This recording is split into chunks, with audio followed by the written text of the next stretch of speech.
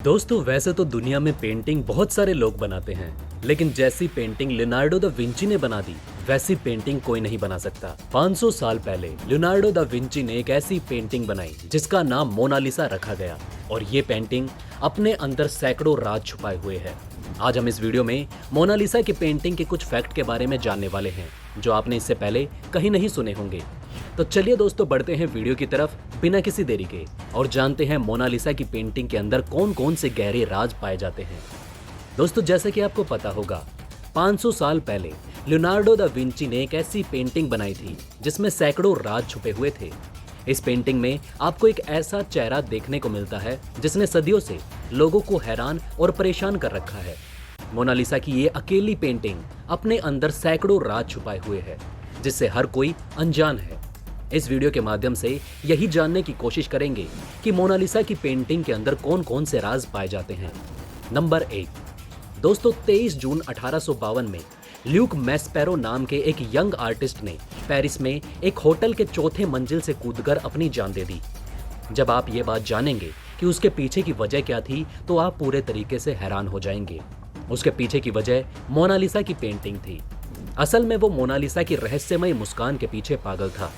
उसने एक suicide note भी छोड़ा जिसमें उसने लिखा था कि उसको कई वर्षों से मोनालिसा की मुस्कान से प्यार हो गया था। आपको ये किसी पागलपन से कम नहीं लगेगा। नंबर 2 दोस्तों मोनालिसा के बारे में वैसे तो कई रहस्यमय बातें मिलती हैं जिसमें से सबसे ज्यादा उनके मुस्कान से जुड़ी है। वो मोनालिसा की मुस्कान जो अलग अलग एंगल से देखने पर अलग अलग दिखती है, मतलब उसकी मुस्कान बदलती रहती है। इसको लेकर बहुत से लोग आज भी हैरान हैं कि आखिर इसको बनाया कैसे गया है। पहली बार इस पेंटिंग को देखने पर यह मुस्कुराते हुए दिखती है, फिर फीकी पड़ जाती है और अंत में इसकी मुस्कान गायब हो जाती है। नंबर 3 दोस्तों कुछ साल पहले डॉक्टरों ने यह कहकर सबको हैरानी में डाल दिया कि मोनालिसा की रहस्यमय मुस्कान का राज उसके ऊपर 2 दांतों का टूटा होना है और यही वजह है कि उसका ऊपरी होंठ थोड़ा दबा हुआ है।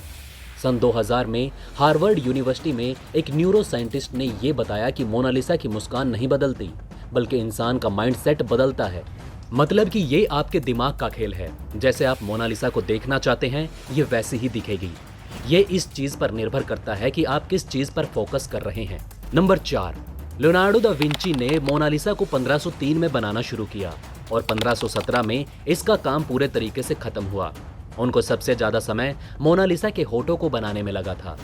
नंबर 5 शायद आप ये बात नहीं जानते होंगे कि मोनालिसा एक बेहद खूबसूरत पेंटिंग है और शुरू से ही काफी मशहूर है, लेकिन इसकी लोकप्रियता तब बढ़ी जब इसे पेरिस में एक म्यूजियम से चुरा लिया गया था।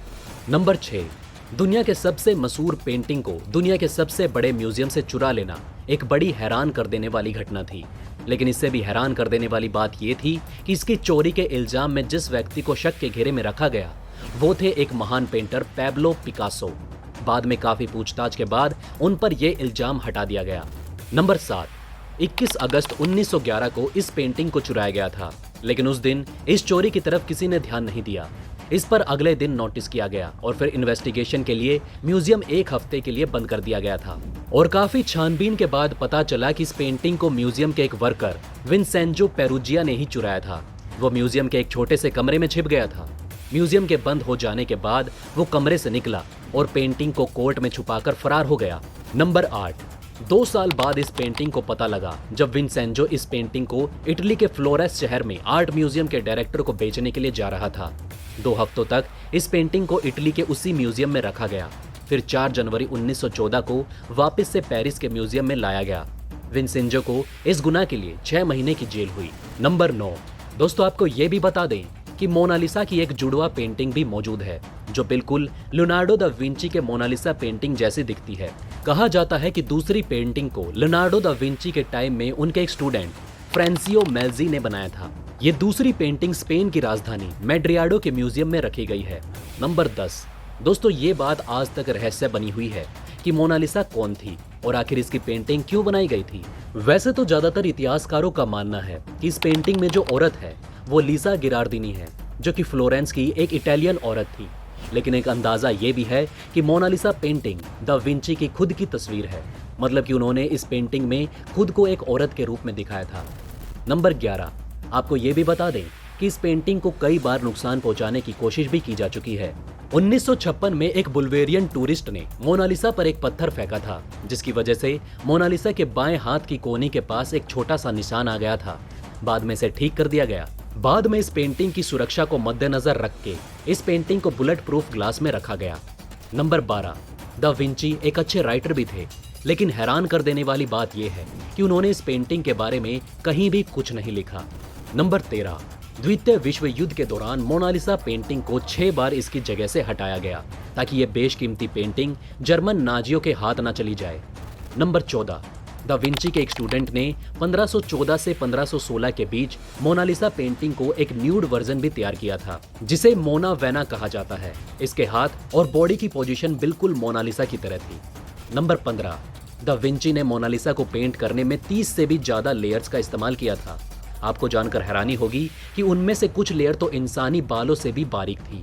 नंबर 16, गिनीज वर्ल्ड रिकॉर्ड के अनुसार मोनालिसा दुनिया की सबसे महंगी पेंटिंग है। 1962 में इसकी कीमत $100 मिलियन आकी गई थी।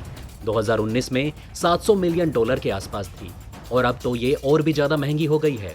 नंबर 17, 1519 में विंची के मृत्यु के बाद मोनालिसा फ्रांस के राजाओं के प्राइवेट कलेक्शन का हिस्सा बन गई थी।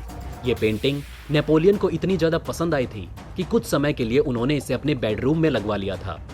नंबर 18, मोनालिसा पेंटिंग का साइज 30 × 21 इंचेस की है और इसका वजन 8 किलोग्राम है। लियोनार्डो दा विंची ने इसे पेपर पर नहीं बल्कि लकड़ी के पैनल पर ऑयल पेंट से बनाया था। नंबर 19, दोस्तों जब आप इस पेंटिंग को देखते हो मोनालिसा की आईब्रो नहीं दिखाई देती। अब सवाल उठता है कि दा विंची ने मोनालिसा की आईब्रो क्यों नहीं बनाई थी।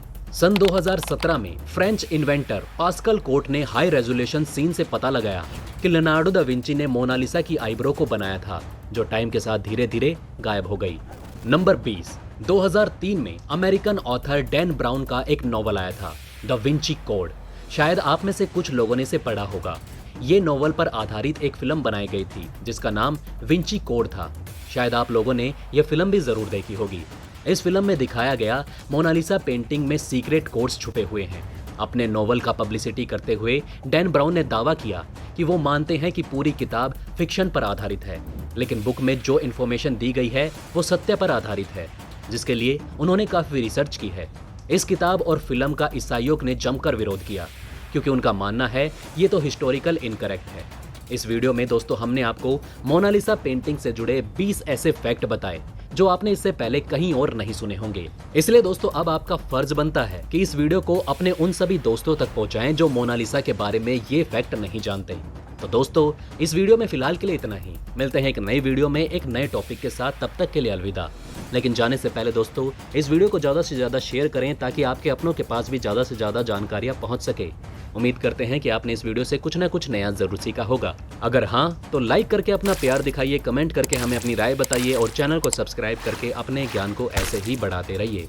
धन्यवाद, ते रहिए।